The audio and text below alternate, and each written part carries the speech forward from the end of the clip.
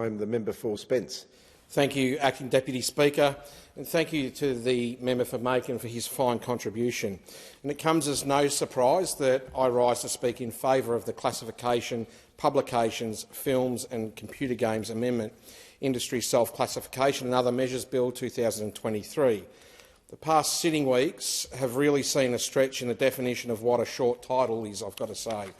The purpose of this particular bill is one that makes a number of common-sense changes to the Classification, Publications, Films and Computer Games Act of 1995. The bill moves to introduce a system of industry self-classification by accredited persons who have authority to make classification decisions.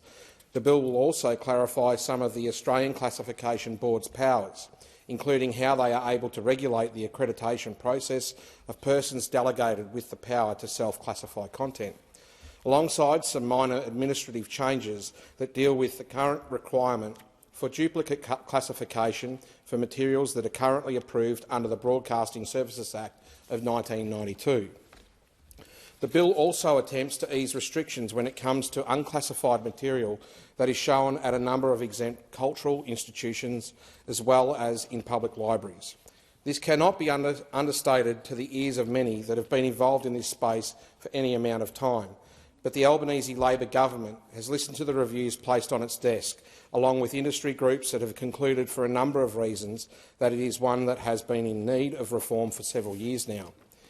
It is no secret that our current classification scheme is a bit old, to say the least. As it approaches its 30th birthday, if it were human, it would still be joking about the fact they are adulting all the time to their peers and pretending to understand Gen Z humour on TikTok. And to extend the metaphor a bit further, both of these things have to adapt to the changing world around it very soon.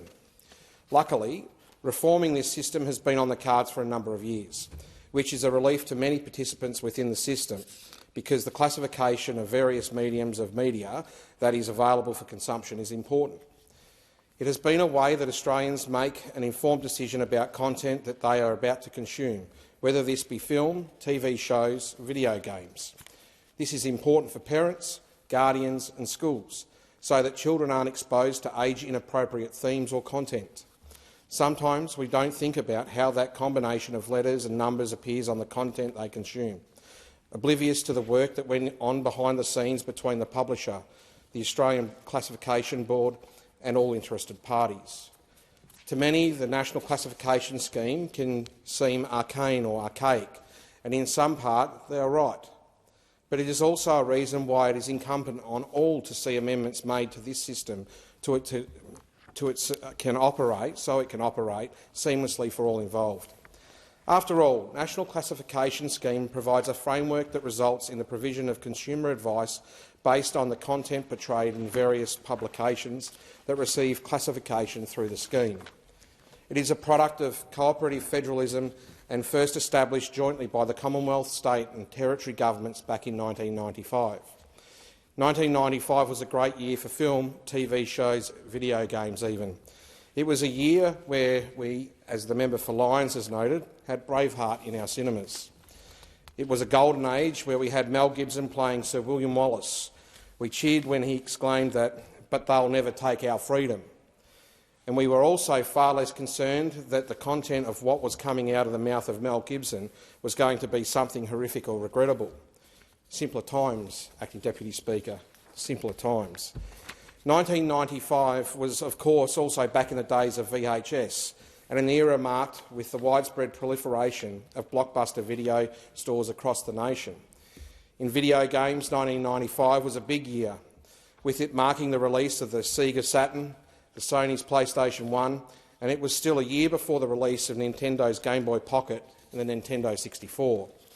This is perhaps only tenuously relevant for the sake of background, but I'm also using this as a device to make everyone in the chamber feel a little bit older than perhaps what they once did before hearing this little bit of trivia.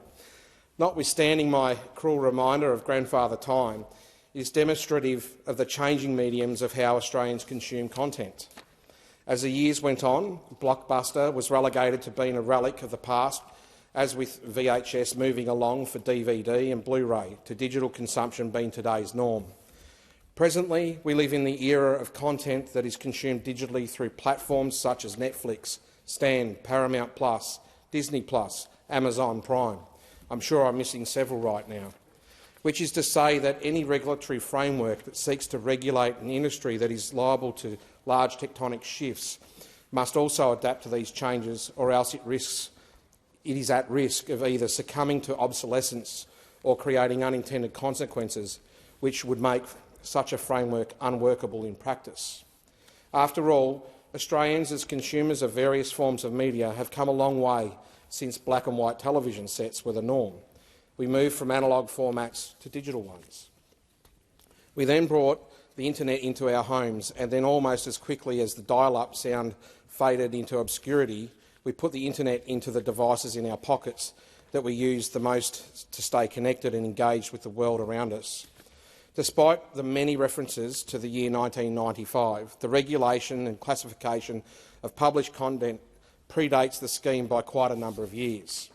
The Australian Classification Board was created in the early 1970s, with, at first, only 4 ratings to choose from: G for general audiences, PG for parental guidance suggested for those under 15 years old, M suggested for persons 13 years and over, which later evolved to M15+ from the late 80s all the way to 2005. The R rating stood for restricted exhibition, which later changed to R18+ in the late 80s. In 1993, a new classification was introduced, MA15+, to distinguish content that was stuck in the middle between M and not quite at the standard that would be classified as R18+. Even with that system, video games were only included in this framework within the past 30 years too. In the years since, there have been many tweaks to this system of classification, and some specific to a particular type of publication, such as for video games, such as the ability for a video game to even receive an R18+ classification was introduced only in 2013, merely a decade ago, where it would previously either be MA15+ or it received a refused classification rating and could not be sold or hired out in Australia. Ultimately, much like Sir William Wallace in 1995's Braveheart, charging against those who seek to take away his freedoms, the scheme is one that is based around the principle that an adult should be able to read, hear, see and play what they want. Though when it comes to those younger than adults, however, this is where the scheme plays an extremely important role. When a child asks where Z is, the answer should be next to X, Y and Z, and not from a famous line from a movie that hit the silver screens a year prior, Pulp Fiction. There may be a few more references to come in this, so buckle up, though I may show a bit of leniency to those who are duty-bound to be in the chamber right now and move straight into a small portion of the devil in the detail. As I had mentioned, the current regulatory framework is one that operates cooperatively between the Commonwealth, state and territories. The Commonwealth's part is that it classifies content, and the states and territories are responsible for regulating the sale, exhibition, advertising and hire of that content, which is enforced by law enforcement or fair trading authorities in a number of different ways throughout the country. Any changes to this regulatory framework requires unanimous agreement between the federal government, the state and territory attorneys-general. It only takes one to say no to be back at the drawing board, so admittedly sometimes progress can be slower than many may desire, whether that be from publishers of content all the way to consumers themselves. It has been observed that the classification of content, whether it be in the medium of films, television shows, computer games, online and other adult publications, are currently regulated in Australia through a system that has a certain degree of overlap and duplication. And it is a system that no longer requires the bottleneck of this duplication to become bogged down for the sheer amount of new content that is seeking classification through the Australian Classifications Board is significantly larger than what was on its docket a number of years ago.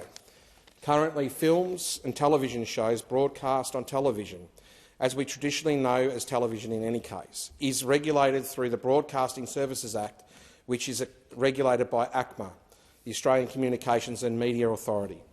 However, if that movie or TV show were not broadcast on television, this is where the scheme comes into play.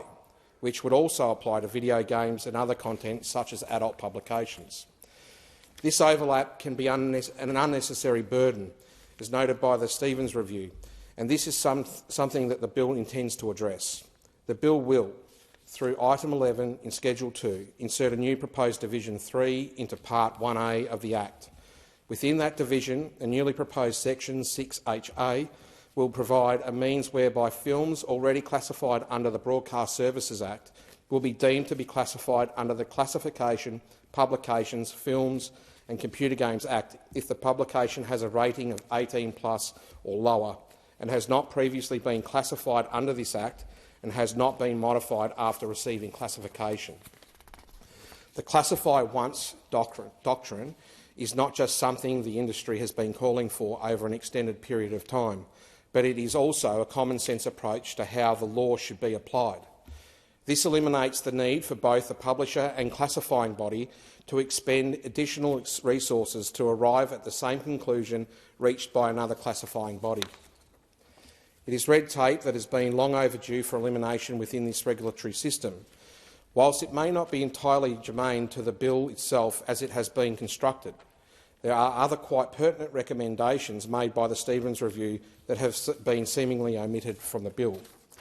However, it is worth pointing out that the introduction of this legislation, in addition to being years overdue, forms just a part of the ongoing process of reforms that the government is moving forward with in consultation with industry stakeholders and state and territory governments. A key part of this additional reform process has been a topic of discussion for many years, namely the need for stronger classification of video games that portray simulated gambling and loot boxes, which, for the uninitiated, are virtual items which are redeemed in the game for a randomised selection of in-game items, which obviously depends contextually on the nature of the game itself. Loot boxes in various forms are sometimes awarded through regular play, but quite often work in a hybrid system that further rewards and encourages players who purchase an in-game currency, using real-world money through microtransactions that will award a better class of loot box. Well-known and well-loved games such as FIFA, with its Ultimate Team game mode and the Call of Duty series, are notable examples of world-leading games that incorporates loot boxes into its business model, but the list of games that utilise this feature is a large one that only increases over time. Other jurisdictions around the globe have, over the years, albeit relatively recently, have taken a toughened stance on games with loot boxes or any kind of simulated gambling in them. This applies to new games or even games first published decades ago, with a classification denoting that children were able to play, such as the Pokemon series, which featured in game slot machines. One cannot discount the impact the exposure of gambling for reward to children that would have played that game from quite a young age would be. The only saving grace is that the original series came out long before the relevant consoles were able to connect to the internet, thus no microtransactions. The current state of play for future reforms to this in Australia would be that loot boxes, which, I might add, have existed in many different video games that children are able to play, if but with some parental supervision for some, would be given a minimum classification of M for mature. This actually exceeds the recommendations in the Stevens Review, which settled on a PG rating. For games involving simulated gambling exclusively, the review sought a minimum rating of MA 15+, to which the government is consulting the states to go one step further to potentially mandate an R18+ classification for any game which contains simulated gambling. I note that the member for Clark is a huge advocate for controls on gambling of all forms, but in this context, his advocacy on loot boxes and simulated gambling in video games is widely known. Though I imagine the proposed changes currently in front of the next stage of this reform process may not be all that he would have hoped for, it is still a process worth engaging in just the same. Though you would think measures to increase the classification of themes such as this within video games would be a no-brainer, one cannot always be so certain. This is why engagement in the reform process is important, lest the outcome we all expect to happen is altered by loud proponents on the other side of the coin. I'm glad to see yet more positive reforms occur under this Albanese Labor government, and I commend this bill to the House and look forward to the next steps taken by the Albanese Labor government to enact further reforms in this space.